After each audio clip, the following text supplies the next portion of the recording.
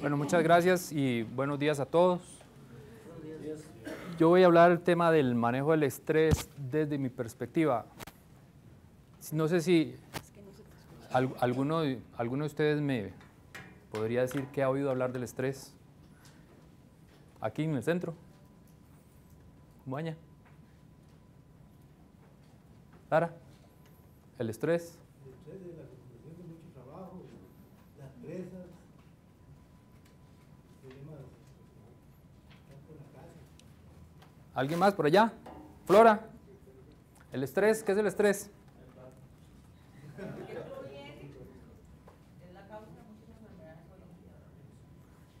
Es una causa de muchas enfermedades, es la acumulación de situaciones que se dan.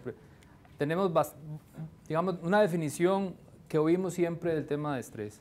Y yo quiero hablarles, basado en estos tres autores, cuál ha sido mi experiencia con el tema del estrés. ¿Me escuchan por aquí? Entonces, el primero es Abraham Tversky, él es un doctor en medicina, especialista en adicciones.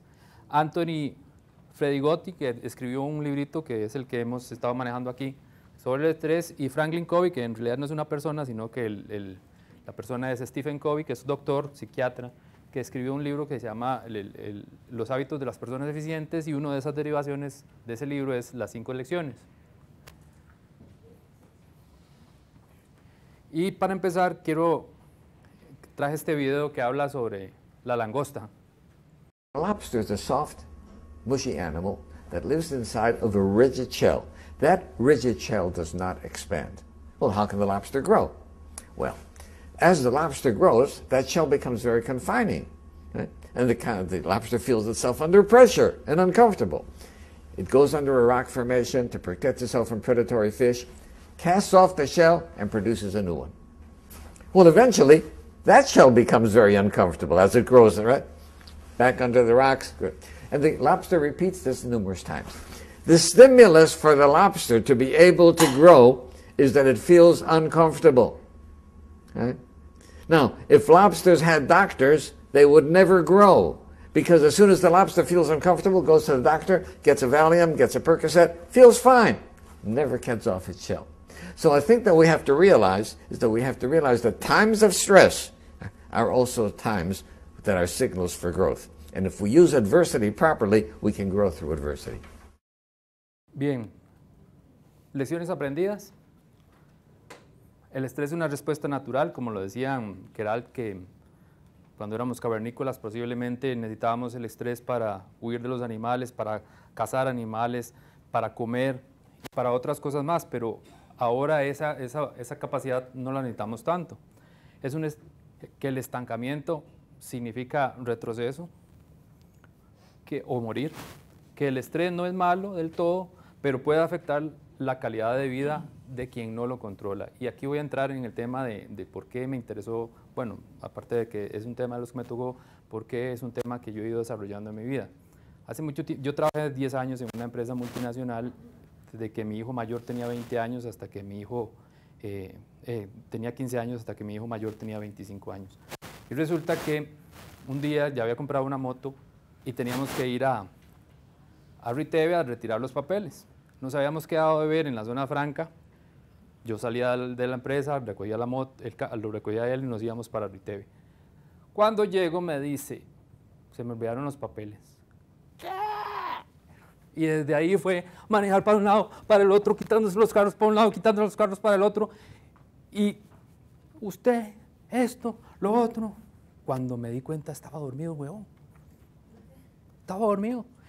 Y entonces llegamos a la casa, recogemos los papeles, nos devolvemos en la misma situación y otra vez estaba dormido. Y entonces le digo, mae, estoy hablando. Escuche cuando lo estoy regañando, huevón. Es que cuando usted se pone así me da pereza y me da sueño. Y me dio tanta vergüenza que decidí que tenía que hacer algo. Y de verdad lo hice. Y uno de los pasos que di fue un paso en falso y en el vacío. Salí de donde estaba. Porque él me decía, no me gusta como es usted cuando está ahí. Y entonces empecé a hacer cambios en mi vida, algunos buenos, algunos malos, y el fin de la historia es que estoy aquí con ustedes hoy. Entonces decidí que las cosas tenían que cambiar. Y tenían que cambiar para bien mío, para bien de la familia, porque no tenía las cosas ordenadas como debían ser, como lo han hablado antes los compañeros. Entonces, después de un tiempo me di cuenta que tenía que actuar sobre lo importante. Aquí han hablado de lo importante, pero les voy a poner un ejemplo.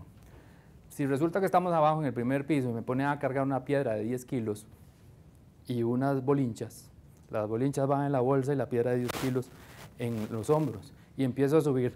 Los primeros pisos, este hombre está, ¿va? Pero cuando yo por el tercero, ya voy caminando más despacio, por el cuarto, y cuando llego al quinto, con la piedra de 5 kilos en la espalda, ¿qué tiro primero, las bolinchas o la piedra? ¿Qué tiro primero? Sí, todo el mundo tira primero la piedra grande y las bolinchas después, pero resulta que hacemos lo contrario. Cuando digo actuar por lo importante, resulta que este doctor, el doctor Covey, desarrolló un método. Hay cosas que son muy importantes y son urgentes. ¿Qué es importante y urgente? La crisis, los problemas apremiantes, los proyectos cuyas fechas se vencen. Eso es muy importante y muy urgente. ¿Qué no es importante, pero es urgente? Interrupciones, algunas llamadas, el correo, informes que no llevan a nada, algunas reuniones, actividades populares. Eso no es importante, pero es urgente. ¿Qué no es urgente y no es importante? Trivialidades, el ajetreo inútil, las redes sociales, pérdidas de tiempo en actividades que no son agradables. ¿Y qué es importante y no es urgente?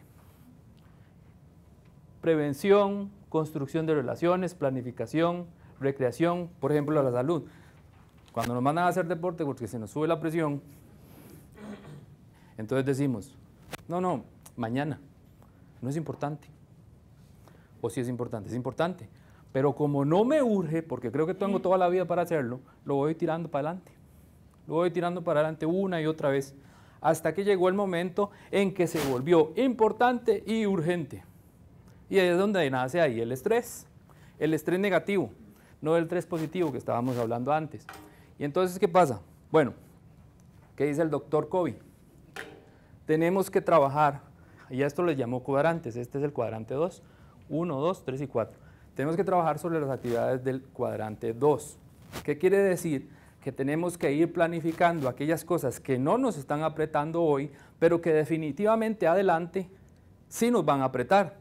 Y entonces, cuando estemos aquí, vamos a ir haciendo cosas que sean necesarias para llenar este contenido y dejar aquel de las actividades que no son importantes, pero tampoco son urgentes, como el tema ese que les decía de las redes sociales y otras cosas más que nos hacen perder el tiempo o nos distraen de las actividades que tenemos aquí. Entonces, ¿qué nos decía el doctor?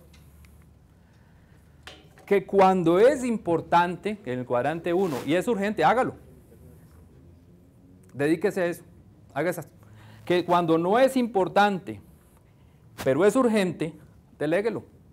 No tiene por qué hacerlo usted. Déselo a otro que lo haga.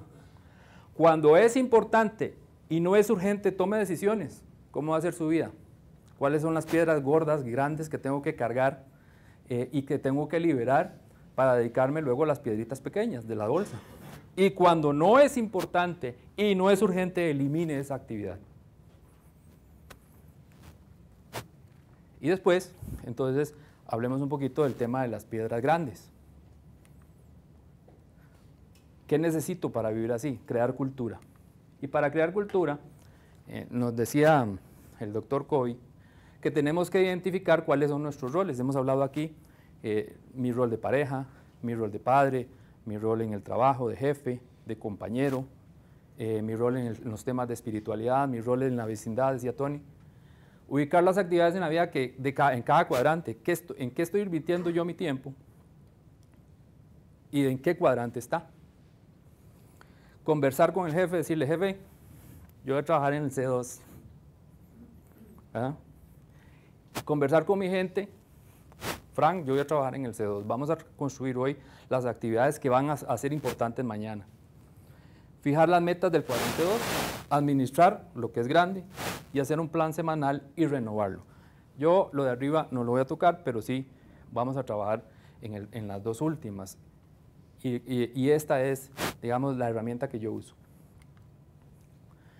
hemos dicho aquí que hay roles, yo escogí 4, podrían ser 5.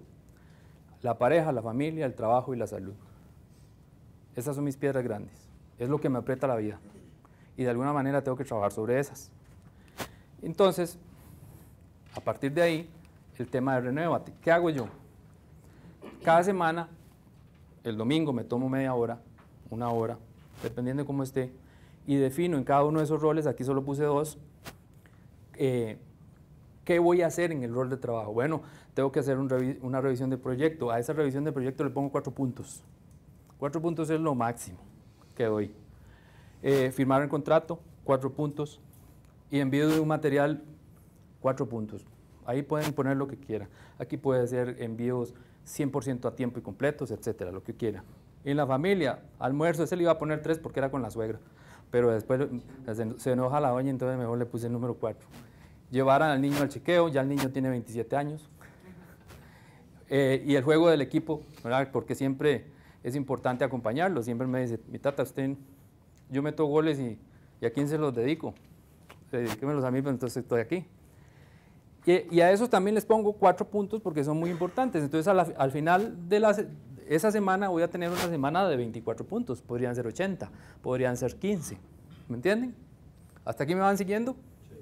Bueno, entonces mi semana, esta próxima semana va a ser de 24 puntos. ¿Para qué son los puntos? Para evaluarme yo, para saber cómo voy. Y entonces llega la semana, el viernes en la noche, me siento y digo, firmar revisión de proyecto, revisado, firma el contrato, no salió, 0. Envío de material, exitoso, 4, 8 puntos en trabajo. Familia, almuerzo, ahí estuvo la suegra, llevar al niño al chequeo, llevado, juego en equipo, 4. Entonces tengo 20 puntos de 24, me saqué un 83 esa semana. Todas las semanas hago lo mismo y todas las semanas evalúo qué hice y cómo me fue. Entonces a veces cuando empecé a hacer esto tenía semanas de 50 puntos, es decir, iba que hago. Después empecé a subir a semanas de 60 puntos, de 70 puntos, de 80 puntos y semanas del 100%. ¿Por qué? Porque me comprometí con cosas conmigo mismo primero y después con los demás, porque no son actividades que tengan que ver solamente conmigo, sino que tienen que ver con la familia, tienen que ver con los compañeros de trabajo, tienen que ver con las ecuaciones de la oficina, con mi salud, con mi espiritualidad y son temas de pareja también.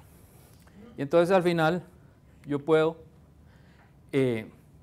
saber cómo voy y hacer cambios en mi vida para poder lograr las cosas y poder vivir en el cuadrante 2, sin estrés. Pero esto también me ayuda a sentirme incómodo conmigo mismo, que era lo primero que decía el doctor Tversky, a sentirme incómodo conmigo mismo porque no estoy cumpliendo ni siquiera conmigo y eso me lleva a mejorar, a cambiar la situación para que después de unas semanas de 50% tenga semanas del 100%. Planee lo que pueda, planearse y deje tiempo para lo imprevisto. Porque no todas las cosas son, como decía Jaime, las que uno planea son las que hace o las que le salen. Pero entonces debemos dejar un espacio para decir, bueno, puede ser que esto no salga mal y lo voy a ver en mi evaluación semanal.